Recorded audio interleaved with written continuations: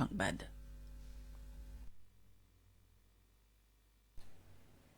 আসসালামু আলাইকুম। বাংলাদেশ বেতার, রাজশাহী। স্থানীয় সংবাদ পড়ছি শাম্মী আক্তার সুমি। স্বরাষ্ট্র ও কৃষি উপদেষ্টা লেফটেন্যান্ট জেনারেল অবসরপ্রাপ্ত মোহাম্মদ জাহাঙ্গীর আলম চৌধুরী 2 দিনের সরকারি সফরে আজ রাজশাহী আসবেন।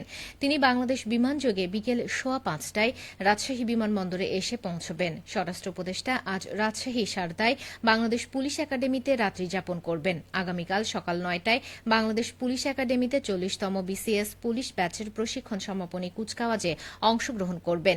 এদিন বিকেলে উপদেষ্টা বিমানযোগে ঢাকার উদ্দেশ্যে রাজশাহী ত্যাগ করবেন। রাজশাহী কলেজে ইসলামের ইতিহাস ও সংস্কৃতি বিভাগের ৭০তম প্রতিষ্ঠাবার্ষিকী ও মিলন মেলা উদযাপিত হচ্ছে। এ উপলক্ষে আজ সকালে একটি বর্ণাঢ্য শোভাযাত্রা বের করা হয়। শোভাযাত্রা শেষে জাতীয় সংগীতের মধ্য দিয়ে কর্মসূচির উদ্বোধন করা হয়। পরে কলেজ মিলনায়তনে বর্তমান ও প্রাক্তন শিক্ষার্থীদের নিয়ে আলোচনা সভা অনুষ্ঠিত হয়। ইসলামের ইতিহাস ও সংস্কৃতি বিভাগের প্রধান ড শারমিন আখতারের সভাপতিত্বে সভায় প্রধান অতিথি ছিলেন কলেজের অধ্যক্ষ প্রফেসর মোহাম্মদ জহুর আলী। প্রধান আলোচক ছিলেন বিভাগের প্রথম ব্যাচের শিক্ষার্থী অধ্যাপক কামরুন রহমান। পরে সাংস্কৃতিক অনুষ্ঠানের আয়োজন করা হয়। নাটোরের বাগাতিপাড়া ও লালপুরে নবনির্মিত উপজেলা মডেল মসজিদ ও ইসলামিক সাংস্কৃতিক কেন্দ্র আনুষ্ঠানিক উদ্বোধন করবেন অন্তর্বর্তীকালীন সরকারের ধর্ম উপদেষ্টা ড আ.ফ.ম. খালিদ হোসেন। তিনি আজ দুপুরে বাগাতিপাড়া মডেল মসজিদ এবং বিকেলে লালপুর মডেল মসজিদ উদ্বোধন করবেন।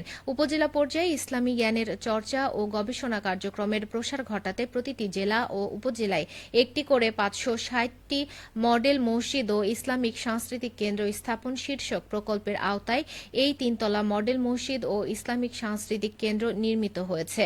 গণপূর্ত অধিদপ্তর এটির নির্মাণ কাজ বাস্তবায়ন করেছে। বাগাতিপাড়া উপজেলা মডেল মসজিদ নির্মাণে ব্যয় হয়েছে 13 কোটি 53 লাখ টাকা এবং লালপুর উপজেলা মডেল মসজিদ নির্মাণ ব্যয় 14 কোটি 17 লাখ টাকা। নওগাঁয় জুলাই গণঅভ্যুত্থানে পেশাগত দায়িত্ব পালনকালে শহীদ সাংবাদিকদের স্মরণে আলোচনা সভা ও দোয়া মাহফিল অনুষ্ঠিত হয়েছে। গতকাল সন্ধ্যায় নওগাঁ জেলা সাংবাদিক ইউনিয়নের আয়োজনে শহরের মুক্তির মোড়ে স্থানীয় একটি রেস্টুরেন্টে অনুষ্ঠিত সভায় প্রধান অতিথি ছিলেন জেলা বিএনপির সদস্য সচিব বায়জিৎ হোসেন পলাশ। এ সময় বক্তারা বলেন 2024-এর গণঅভ্যুত্থানে গণমাধ্যম কর্মীরা মহান দায়িত্ব পালন করেছেন। এ সময় দেশের বিভিন্ন স্থানে 5 সাংবাদিক শহীদ হয়েছেন এবং অনেক সাংবাদিক আহত হয়েছেন। এসব ঘটনার সুষ্ঠু বিচার, শহীদ পরিবারকে পুনর্বাসন ও আহতদের উন্নত চিকিৎসা নিশ্চিত করার দাবি জানান বক্তারা। অনুষ্ঠানে বৈষম্য বিরোধী আন্দোলনে শহীদদের আত্মার মাগফিরাত কামনা করে দোয়া করা হয়।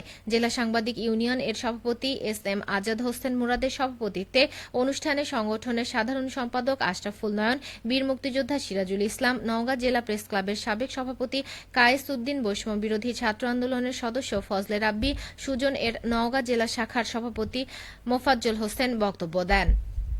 সিরাজগঞ্জের শাহজাদপুরে ভুট্টা আবাদ বাড়ছে প্রতি বছরে। চলতি মৌসুমেও ব্যাপক হারে ভুট্টা আবাদ করে বাম্পার ফলন পেয়েছেন কৃষকেরা। উপজেলায় গত বছরের চেয়ে চলতি মৌসুমে 5 হেক্টর বৃদ্ধি পেয়ে 40 হেক্টর জমিতে ভুট্টা আবাদ হয়েছে। বেলে ও দোআঁশ মাটিতে রোপণ করা ভুট্টা বীজ থেকে 4 মাসেই ফসল সংগ্রহ সম্পূর্ণ হয়েছে। বীজ বপনের পর প্রয়োজনীয় জৈব সার প্রয়োগ, পরিচর্যা ও স্বল্প সেচে বাম্পার ফলন পেয়েছে চাষিরা। পদ্ম 55, সিনজেন্টা NH 77 ও মেজর 3355 জাতের বীজ বপন করে প্রতি বিঘায় 35 থেকে 40 মণ ভুট্টা আবাদ হয়েছে। বাজারে ভুট্টার চাহিদা ও দামও রয়েছে ভালো, ফলে লাভবান হচ্ছে কৃষকেরা। শাহজাদপুর উপজেলা কৃষি কর্মকর্তা কৃষিবিদ জেরিন আহমেদ বলেন, শাহজাদপুরে ভুট্টা আবাদ অত্যন্ত লাভজনক, কারণ এখানে ভুট্টার পাশাপাশি ভুট্টা গাছও গো খামারগুলোতে বিক্রি করতে পারে কৃষকেরা, ফলে কিছুটা বাড়তি অর্থ আসে। লাভজনক এই ফসলটি আবাদ বাড়াতে কৃষকদের প্রণোদনা সহ নানা পরামর্শ প্রদান করছে কৃষি বিভাগ। সিরাজগঞ্জে ব্যাডমিন্টন টুর্নামেন্টের ফাইনাল খেলা ও পুরস্কার বিতরণ অনুষ্ঠিত হয়েছে। গতরাতে শহরের আলিয়া মাদ্রাসা মাঠে দত্তবাড়ি ইয়াং বয়েজ এর আয়োজনে এই খেলা অনুষ্ঠিত হয়।